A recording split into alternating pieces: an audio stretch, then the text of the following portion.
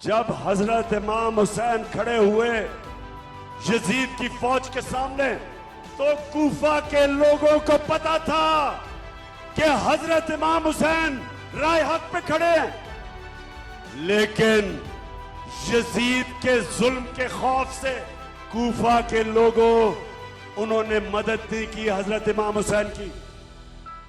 और हमेशा वो लोग पछताए, खौफ की वजह से हमने इतना बड़ा मुसलमानों की तारीख में जुल्म होने दिया, बड़ा पछताए।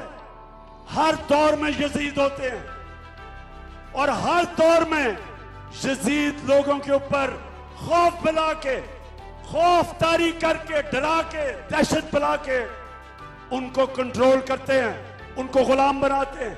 तो मेरे पाकिस्तानियों, फिर से वापस चलो। जो दावा है अल्लाह से, ला इलाहा इल्लल्लाह, कोई नहीं है खुदा अल्लाह के सिवा, जो सबसे बड़ा बुत है। हम सिर्फ जब कहते हैं अल्लाह तेरे सिवा, किसी के सामने नहीं झुकेंगे। हमें यह तसव्वुर होता है कि पत्थर के बुतों के सामने नहीं, हम मूर्तियों के सामने नहीं झुकेंगे। हम समझते हैं वो शिर्क है। सबसे बड़ा बुत खौफ का बुत है। ये बहुत बड़ा बुत है जो इंसानों का गुलाम बनाता है।